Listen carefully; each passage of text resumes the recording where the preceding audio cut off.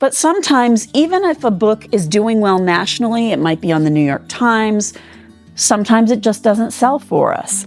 And that's disappointing, but as I said a couple of weeks ago in my interview with Wesley Chu, we cannot carry every bestseller, or we wouldn't be bringing in all the quirky books that might be your serendipitous find as you walk through our unique bookstore. You can get a bestseller anywhere, but do we carry the book that speaks to you as our customer? That is the question that I'm also always asking.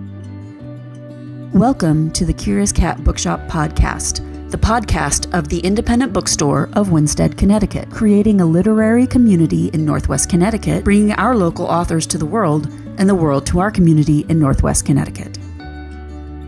Hello, and welcome to the Curious Cat Bookshop podcast. I'm Stacy Whitman, and I'm the owner of the Curious Cat Bookshop. I'm also the founder and former publisher of Two Books, which is an imprint of Lee & Low that publishes middle grade and YA fiction, nonfiction, and graphic novels. So I'm in the bookstore today. If you're watching on video, you can see our front desk and our fiction section behind me with our art by Sheila Smallwood up above on the walls of cats wearing glasses reading books, which is something that I intend to eventually have line the walls above our bookshelves. I'm in the bookstore today because when I posted a couple of weeks ago about where bookstores get their books, not from Amazon, someone asked, well, how do you make the decisions on what books to bring into the store? And that is a pretty complicated question, and I thought I would bring you into the store to show you a few examples of how and why we make decisions to bring in what we bring in. We've been in business for almost 2 years, and in fact, if you're local, make sure to come to Winsted, Connecticut on the last Saturday in September 2025 because we are celebrating our second anniversary of being here in our brick-and-mortar store, and we're going to have Beth Durst, who's an amazing author, here in the early afternoon for an author reception. And then later that afternoon, she's going to be taping an episode of the podcast over at the Little Bread Barn with me. And we're going to ask her all the questions about the Spell Shop and the Enchanted Greenhouse. So that is September 27th here in the store at 1:30 over at Little Red Barn in Winsted at 3 o'clock. Tickets are $15 for the podcast taping, and you can go to curiouscatbookshop.com/events for more information or just click the link below. We're so excited about having been in business here in this full brick and mortar for the last 2 years, and we'd love for you to celebrate with us. We'll have a prize wheel. It's the day of our town's Fall Foliage Festival, so there will be food trucks and live music and all sorts of stuff, and we like to think that our celebration being part of the whole town's celebration on the same day will be a lot of fun. So come by and see us because we'll all be celebrating on that day. Like I said, we've been in business for 2 years, more than that, because we started as a pop-up in February of 2023, right down the street at Live at Home. We did a few events and then we rented the room in the back of Jackie's store, Live at Home in Winsted, for about 3 or 4 months before we found the lease here and were able to open up the full bookstore. When I first started, I was only doing pop-ups and I had a very small number of books that I was ordering, and I wasn't really honestly sure what to order. I had the books that I love, but I had to come to figure out who the people were in town and what their tastes were before I really felt confident in buying books for the store. I think Valentine's Day was our first event over at Live, so I brought in a bunch of romance. And the romance did okay, and sometimes the men were like, well, what do you have for men? So I expanded a little bit more. I was buying some children's books. I was buying some nonfiction to try and flesh out our pop-up inventory little by little as I went on, as I was in the back room there. And it was okay. We were doing okay on the weekends when I was there, and Jackie would check people out if they were interested in browsing the bookshelves when I was working my full-time job. Now, when we came over here to this brick and mortar space, we had 1,500 square feet, and really only about half of this front area was filled. I brought in this table, which I refinished myself for our new books. We had, I think, 3 and 3 of these tall IKEA shelves. And little by little, I was refinishing shelves that I got from another bookstore when it closed. I was adding more shelves. And so little by little, I was paying attention to what people were buying in subject matter and buying more of that. The really important thing to note is that when we first came over here, I also got a POS system called Basil. I still used Square on the front end. When customers come in, what they interact with is the Square system. But on the back end, Basil made all the difference because it is a book-centric POS system, which I've talked about before. And what that means is that I can track sales by category and by week and month, and I can see what books have sold the best. I can see books that we've had on hand that have sold 17 copies and books that we have had on hand that have sat for more than a year and never sold at all. And that is a really bad thing for a bookstore to have a book sit for a year, and I should have returned those sooner. We're trying to get on top of returns because that's one cool thing about books in a bookstore is that you can return them to the publisher. You just try to be very careful about doing returns because obviously you return too much and that is a cost because you're paying for shipping back to the publisher. So if you didn't sell that book and you paid, let's say you paid 60% for that book, or you paid 55% of cover price for that book, and then you're paying for the book to be sent back, you're not getting a full 55% or 60% back of what you originally paid. You're getting that amount minus what you paid in shipping. So it doesn't equal out. And so you try and sell through. You try to have enough turns in your inventory. That's the term that you're looking for. Turns in your inventory so that you feel like there's a healthy number of books coming through the store that people want and that you're not overstocking. This is an art that I have yet to perfect, and I'm still working on it, but that is the goal. The most important thing that I've found over time is that paying attention to customer requests will help me to know what to stock in the store that will help us sell more books. So for example, our locals really love anything local. We've got a lot of books about Connecticut in the store, and they're anything from hyper-local. This book, Son of a Slave, A Black Man's Journey in White America by Daniel R. Smith Sr. is by a local man. He was born here in Winsted, and eventually he had an amazing life. He served in Korea. He worked in DC in a variety of departments in government. And in his later life, he served as the chief usher in the National Cathedral. So that is hyper-local. Here's someone from our town who went on to do some pretty amazing things. We also carry things like Jerks in Connecticut History, Speaking Ill of the Dead series, and other travel books like Around Every Corner of Connecticut, 100 Towns to Explore Every Season. This is a signed copy because Sarah Cody is a local journalist who came to the bookstore last year. Actually, it might have been late 2023, but Sarah Cody came to the bookstore and gave a presentation on various towns and their attractions in the state. And a lot of people came because they love to explore locally. So we've got anything from books about hiking locally, books about exploring local towns, books about where to hike so that you hit the best breweries. And I think we're out of stock, but we even have books about murder in New England. One of the most popular books of the last couple of years in this section has been a book called The Devil's Rooming House, which is the true history of the woman who ran the boarding house, who was Connecticut's first serial killer in Windsor. And that boarding house and that woman was the inspiration for the play and later the Cary Grant movie, Arsenic and Old Lace. Kind of creepy in the real life. But obviously, customers aren't only interested in local interests. They want to have access to the most interesting new books as well. And this is our new books table. And how I find these interesting new books is I work with sales reps from every publisher, and I look at lists of upcoming new books to monitor what is looking the most popular, who's ordering more of the next Stephen Graham Jones book, for example, and should I be stocking up a little bit more on it? So I will meet with our reps from each publisher that we work with directly. And sometimes I meet with them and sometimes they just send me a catalog. But either way, whatever system that they're using, they're flagging the new books that they think will work for me because they have now seen 2 years of my ordering history and they have access to my sales history, so they know what succeeds for us.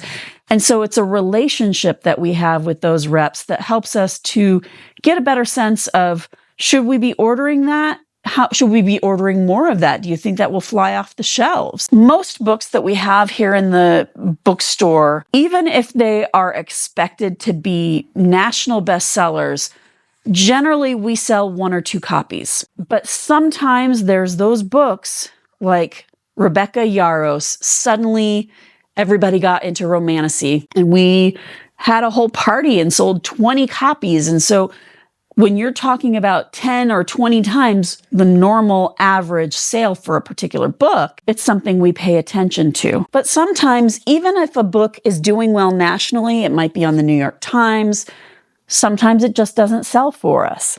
And that's disappointing. But as I said a couple of weeks ago in my interview with Wesley Chu, we cannot carry every bestseller, or we wouldn't be bringing in all the quirky books that might be your serendipitous find as you walk through our unique bookstore. You can get a bestseller anywhere, but do we carry the book that speaks to you as our customer? That is the question that I'm also always asking. And that's why I like working with a lot of small presses, whether I'm ordering them through Ingram Publishing Services or directly through a small press. I really love being able to bring in books that you might not know that you want. Now, this is a book published by Bloomsbury, which is a medium-sized press, and they are distributed by Macmillan, which is a Big 5. So this is not necessarily the best example, but it is a wonderful book set in Korea that is a book in translation called Welcome to the Hyunam-dong Bookshop. And there is a whole range of books in translation that a lot of people don't know that they would enjoy, but these have been flying off the shelves for us and other indies. We've got books from Korea, we've got books from Japan. Often they're about bookshops and or cats. Sometimes they're murder mysteries, but that is far from the romantasy bestsellers that we see everywhere with the sprayed edges. These are very simple, cute, everyday books about interesting characters that if you're looking for a comforting read, we want to make sure that we have in stock for you as well. Another way we decide whether to bring in a book or not is my day job is in publishing, or it was and will be up until September 30th. I've been laid off. And I have a long history of knowing a lot of authors. So there are authors that I know from where I've lived elsewhere, like Seattle, Chicago, New York, or who I've worked with on a professional basis, who I want to make sure and bring into the store, or authors who are favorites of our booksellers, because we know that if our booksellers love that book, they're going to talk up that book to the customer. They're going to tell them about how much they love that book. And the customer may or may not have a similar taste, but if they trust our booksellers' taste, if they trust my taste in authors and they have a similar interest, well, people are going to be more likely to pick that up, which is, of course, why we have our bookseller recommendations, our current reads, staff picks, etc. We want you to know what we've loved so that you can look at it and go, oh, I love that kind too. What else do you have to recommend me in the same vein? We also have a local authors section. We're always on the lookout for local authors. We love working with our local authors no matter whether they're self-published or not. We have local authors who write picture books for children, YA, romantasy. This is a cozy fantasy. This is more YA, several middle grade authors. You can't see it, but down there we've got the Fright Watch series by local author Lorian Lawrence, which is a perfect Halloweeny read if you're looking for something like that. We've got local authors who do graphic novels, nonfiction, memoir, pretty much every topic. They might not be writing about local topics. They might be, but they live here locally, and we like to have them here in the store for author events, book club chats, that kind of thing. Now, one thing that's really interesting is that we don't really I'll browse the national bookseller lists from time to time and pick things that I think that our customers might be interested in, but I don't just go down the New York Times list and order everything on the list. I do, however, take a look at our regional bestseller lists, and that helps me to narrow down on what is popular right now in New England. And again, I have to use my judgment of whether our local community is going to be interested in the same books that people in Hartford or Boston are interested in, because we are a rural community and we have different interests and different lives sometimes, so they might not be looking for exactly the same kind of thing. But it helps me to take a look at those because it's a little bit closer to home, and to make sure that I'm not missing anything that might be taking off elsewhere. Of course, you have to make sure that you're buying for seasonal needs as well.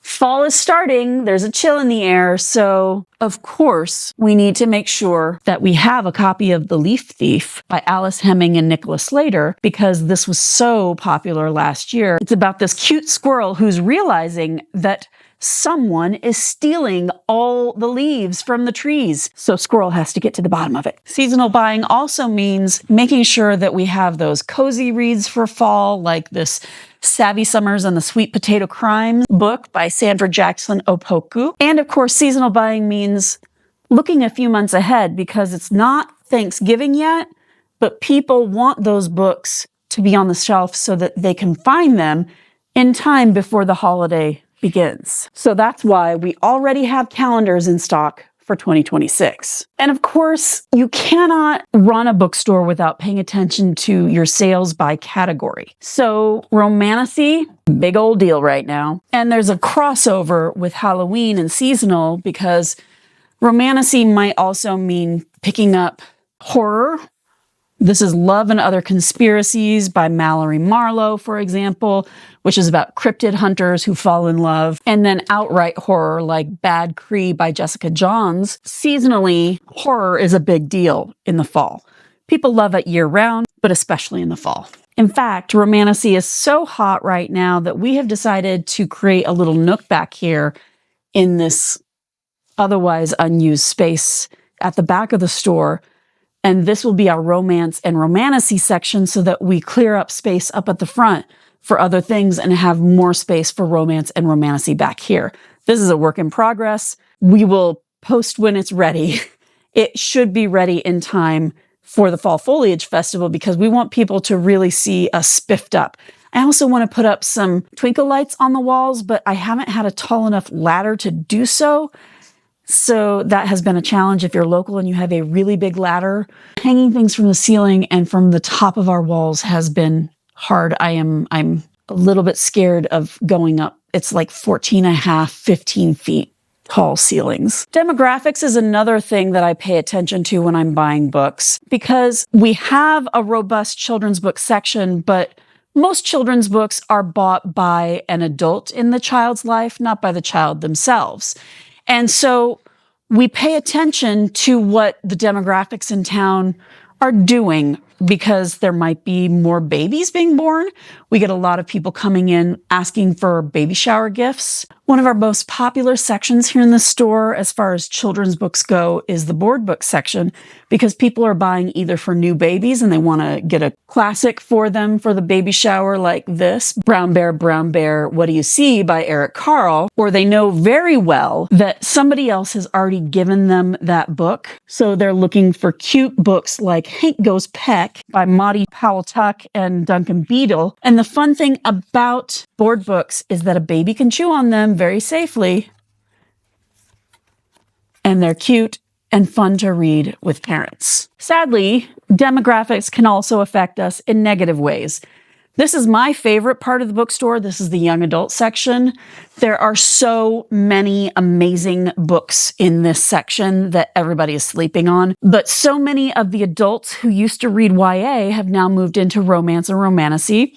Perfectly fine. That's a great place for them to be. They're great stories. A lot of the same kind of pacing and character development that you'll see in YA. But one thing I love about the YA section is all the experimentation that happens. Some amazing graphic novels happening in the YA section right now. This is Banned Book Club by Kim Hyun-suk, illustrated by Go Hyung-ju and Ryan Estrada. Or Go Hyung-ju might be one of the authors as well, but this is a fictionalized biographical story about Kim Hyun-suk's time in the 1980s as a freshman in college, trying to access books that have been banned under the military dictatorship. There's a lot of amazing fantasy, a classic like the Abhorsen trilogy. Sabriel is down there on my staff pick, so I'm showing the second book in the series. This is Garth Nix's Lyriel. A lot of mystery is really great in the YA section right now. One of Us is Lying. You might be familiar with that TV series.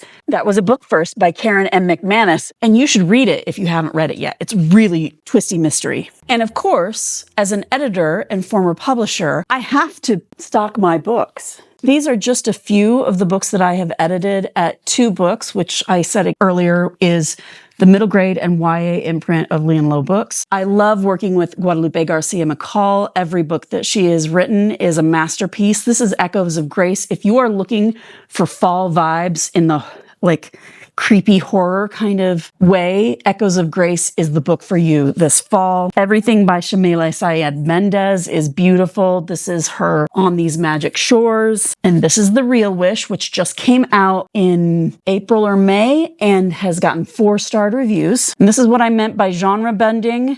Twin Flames is by Olivia Abtahi. And it is not only a sister story, it is a story about Jin. It's a family story. There's a family secret. There's all sorts of fun stuff happening in this story that you need to pick up. If you want to know about this country's history of mass deportation events, All the Stars Denied by Guadalupe Garcia McCall is the book for you to be reading. I also edited this. It is actually a standalone sequel to All the Stars Denied, which is set 15 years before in the same area of Texas, about the Matanza in Texas. All the Stars Denied is about a young girl who is a U.S. citizen who is deported to Mexico and how she and her family survive. And All the Stars Denied is a reimagining of Romeo and Juliet in 1915 Texas. So full of adventure. All the Stars Denied also has interstitial poetry between the chapters. Read them all. You want to talk about Chicago? Read Safe Passage by Jean Neary and illustrated by David Brame. This is about the Safe Passage program in Chicago. And it's also a sibling and friendship story about surviving mean streets. So that's just a little bit of a look at the decision-making process that I go through to bring everything together into this cohesive retail bookstore. One last thing I'll mention, though, is that pre-orders really help your bookseller to know what to bring in. And that's why on our wall here, we have all sorts of books that we recommend that you might want to take a look at and make sure that you order, because we know that either Dogman is so popular or Brandon Sanderson is so popular, or people might want the illustrated Catching Fire. We know what our customers love already, and we're going to let them know about the big bestsellers that they might want to reserve their copy of. Or, like I said, the indie stuff, the publishers who might not be on your radar, who have what we in the publishing industry call quiet books that might be right up your alley. So that's the Curious Cat Bookshop, and a little bit of a window into how we decide what books we bring in. If you have any questions, let us know in the comments. And as always, go to curiouscatbookshop.com for more information.